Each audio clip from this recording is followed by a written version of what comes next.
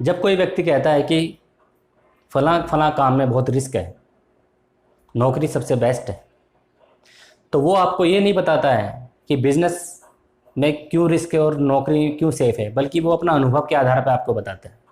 हो सकता है उसने अपने जीवन में कभी बिजनेस करने की कोशिश की हो और वो फेल हो गया हो, और वो फेल इसलिए हो गया है कि हो सकता है उसने प्रॉपर उस बिजनेस के बारे में रिसर्च ना की हो, प्रॉपर तैयारी ना की हो, या हो सकता है कि उसके पास संसाधनों की कमी हो। और जब इन सब चीज़ों की वजह से वो फेल हो गया है, तो वो दूसरों को ये बताता है कि भाई इसमें बहुत रिस्क है, आप नौकरी करो, बेस्ट है, हर महीने आपको पैसे मिलेंगे, आप काम करते जाइए, पैसे लेते जाइए और आपका जीवन आराम से कट जाएगा। लेकिन अगर आप किसी सफल बिजनेसमैन से बात करेंगे तो वो बोलेगा कि बिजनेस में रिस्क है, इसमें कोई शक नहीं, लेकिन बिजनेस में जितना मैं कमा सकता हूँ उतना मैं नौकरी में नहीं कमा सकता। बिजनेस में मुझे जितनी आज़ादी मिलती है, जितना मुझे इसमें समय मिलता है अपने परिवार के साथ बिताने का, और जितना ज़्यादा मैं इसमें लग्जरी लाइफ जी सकता हूँ उतना मैं नौकरी में नहीं सकता, प्रोवाइडेड कि आप नौकरी ऐसी कर रहे हो जिसके अंदर आप वाकई में टॉप मैनेजमेंट में हों।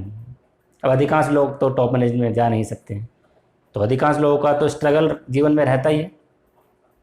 तो दोस्तों, प्रश्न अब यह है कि जब हमारे मन में इस तरह की नेगेटिविटी है, इस तरह की एंजाइटी है, तो हम उससे कैसे पीछा छुड़ाएं?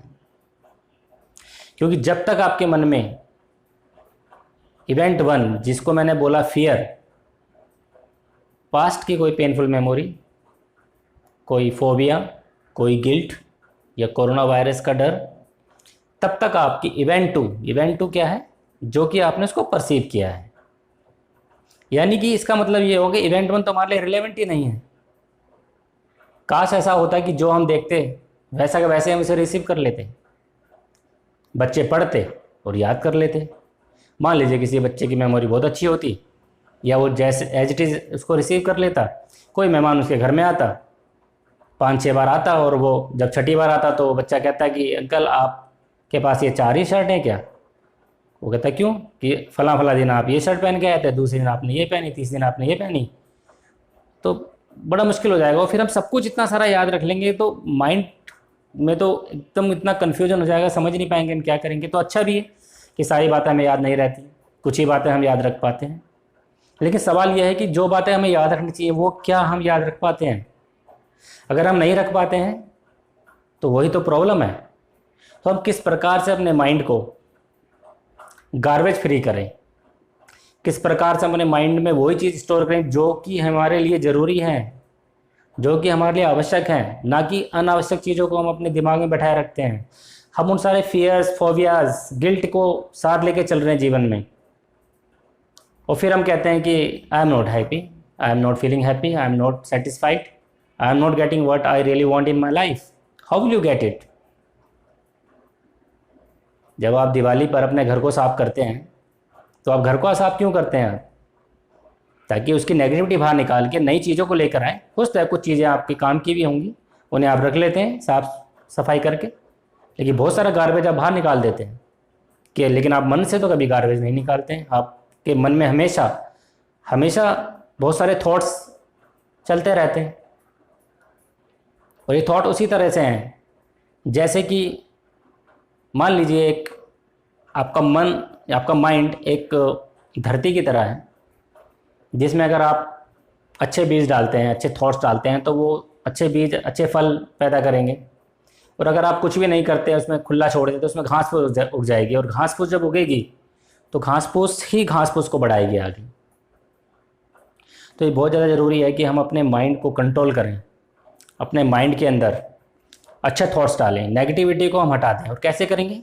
प्लग आउट करके हमें उनको भगाना होगा, हटाना होगा अपने दिमाग से। एक टेक्निक मैं आपके साथ शेयर करूंगा कि किस प्रकार से हम अपने माइंड की नेगेटिव थॉट्स को हम हटा सकते हैं। अगर मैं आपसे इस समय कहूं कि आंखें बंद करके आप कोई ऐसी इवेंट सोचें जिसमें आपको बहुत ज़्यादा पेन हुआ है, बहुत ज़्यादा निराशा आपको हुई है उस इवेंट में, या उस इवेंट में आप बहुत ज़्यादा हताश थे, तो आप पाएंगे कि वो इवेंट आपके या तो सामने है, या लेफ़्ट या राइट है। और अगर मैं अगर आपसे कहूँ कि आप कोई ऐसी घटना सोचें या कोई ऐसी इमेजिनेशन करें फ्यूचर को लेकर कि आप फ्यूचर में 1 साल 2 साल 4 साल बाद अपने आप को आप कहाँ देखते हैं, आप आपके फिनंशियल गोल्स, आपके फैमिली के गोल्स, आपके बिजनेस के गोल्स या आपके जॉब के गोल्स आपको कहाँ दिखते हैं, तो आपको अचानक लगेगा कि सब कुछ अंधकार है, सामने कुछ है ही नहीं, ब्लाइंडनेस है, ब्लैंकनेस। वो इसलिए दोस्तों क्योंकि जहाँ पर हमें अपना फ्यूचर देखना था वहाँ तो हम अपने पास्ट को देख रहे हैं, और जब तक हम अपने पास्ट को अपने सामने देखते रहेंगे तो फ्यूचर कहाँ दिखाई देगा। मान लीजिए आप कार चला रहे हैं और कार के विंडशील्ड पे अगर आप पेपर लगा देते हैं या विंड कवर लगा देते हैं, क्या आप विंडशील्ड के बाहर देख पाएंगे? मेरे ख्याल में नहीं देख पाएंगे। आप तभी देख पाएंगे विंडशील्ड के बाहर जब आप उसके सामने से पर्दा हटाएंगे। उसी प्रकार से दोस्तों अगर आप फ्यूचर को देखना चाहते हैं, फ्यूचर में आगे बढ़ना चाहते हैं, तो आपको पास्ट के पेनफुल मेमोरीज, पास्ट के थॉट्स, पास्ट की तकलीफ, पेन्स, उन सबको हटाना होगा। और उसको हटाने का सिंपल तरीका यह है कि जो चीज़ आप सामने देख रहे हो उनको आप पीछे देखना शुरू करें। बहुत आसान है। आप आंखें बंद करके इमेजिन करें कि जो आपके सामने थॉट आ रहा है, जो पेन आपके सामने आ रहा है, उस पेन को आप इमेजिनेशन से अपने पीछे ले जाएं। और जितने भी पेन्स आपके सामने आ रहे हैं आप उनको पीछे रखते चले जाएं। पीछे का मतलब है भूतकाल, पास्ट में। और जैसे ही आप उन सारे पेन्स को पीछे रखेंगे वैसे आप पाएंगे कि आपके सामने का फ्यूचर खुल चुका है।